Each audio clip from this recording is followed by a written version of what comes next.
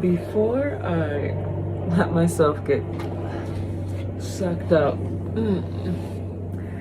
in a lovely online social media battle about why genocide is bad, let me not get off track. So the whole point of today is Mastery Martes. So Mystery Mastery is understanding your epigenetics and what that means. And if you are from a culture that has undergone a lot of trauma, you are prone, and if you've been milked and coaxed into even more trauma through propaganda, through your government, or propaganda through the media in general, like commercialism wants you to make you feel like you're not enough, like you don't have enough, consume, consume, consume. And really, it's about you understanding that that's happening and that you can shift that in real time.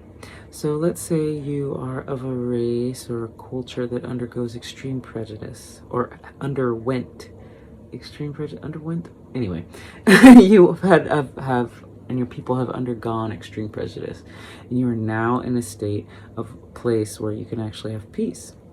Do you allow peace, or do you seek that anxiety, that tension, that trauma, because that's your homeostasis of your ancestry, and therefore that was passed into you to seek out the trauma, the abuse, and this form of the epigenetic signature that releases these hormones that are related to stress responses. What you actively have to do in real time is shift, allow what you're feeling to exist, feel it, anchor in what is the core. You're at peace. You know that the space is just expanding. You know that you're allowed to feel more. You're allowed to be comfortable. You're allowed to be in joy. You're allowed to be in wealth. You're allowed to grow with this. Anchor into that, knowing that I get to have my space. I get to have my peace. I get to be understood. And then, just allow that person or that external experience.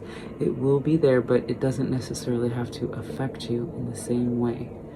It's the same thing when you're healing trauma that has occurred in this particular lifetime. Let's say you had narcissistic abuse or abandonment issues or any number of things that are commonly being experienced.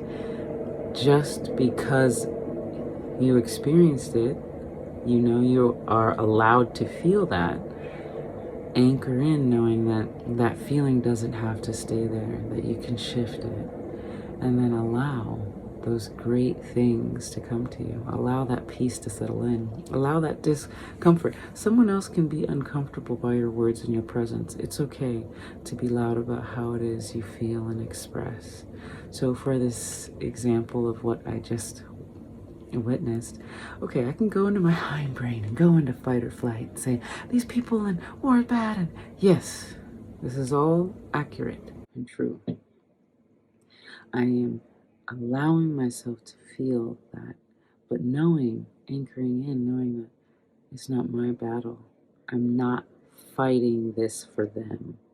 I'm fighting this for me. Those people deserve to have their freedom and their peace. Children deserve to have safe places to sleep at night and food and comfort. And allow knowing that this is shifting.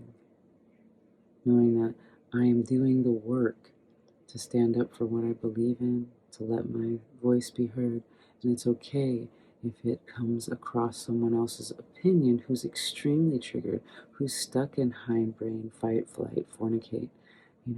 They want to fight, they want to pick that, they want to make me feel insignificant and belittle me and my intelligence.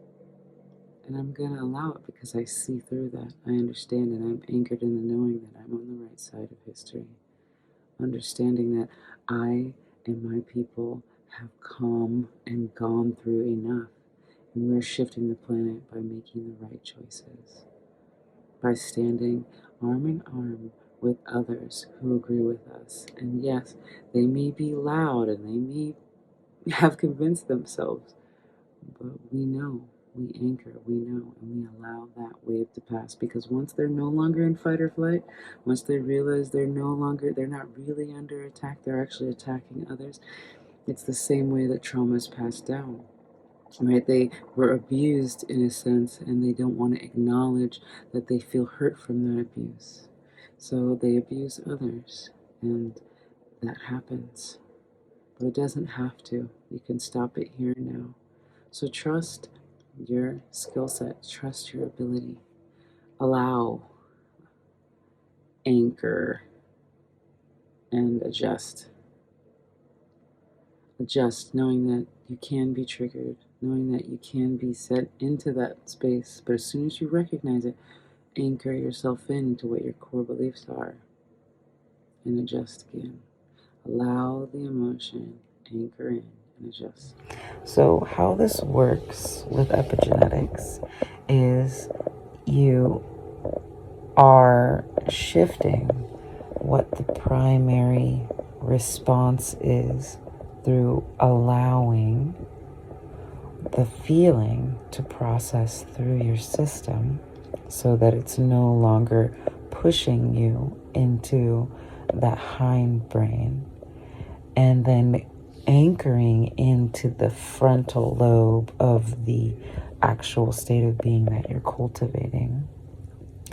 And then that shifts you into the adjustment of a new level of homeostasis, of what your hormones are producing. Your body is producing in terms of hormones and responses to the environment. You're shifting what the environment does to you, and that shifts your epigenetics. So I hope that's clear. If not, check out one of my earlier videos. I did a really nice explanation of the basics of epigenetics and homeostasis and what that looks like in an individual. And why majority of us are recovering from very high amounts of trauma and generational trauma and environmental traumas and all these things. And don't get me wrong, friction is necessary for life. There has to be some kind of stimulation, but we all can be at a higher level and within our frontal brains, so that we can actually create better technology, utilize our earth in a harmonic fashion that actually allows us to expand instead of kill ourselves off. And when you kill off, you're actually limiting the human species, because you're losing brain power, you're losing possibility. Anyway, ciao for now.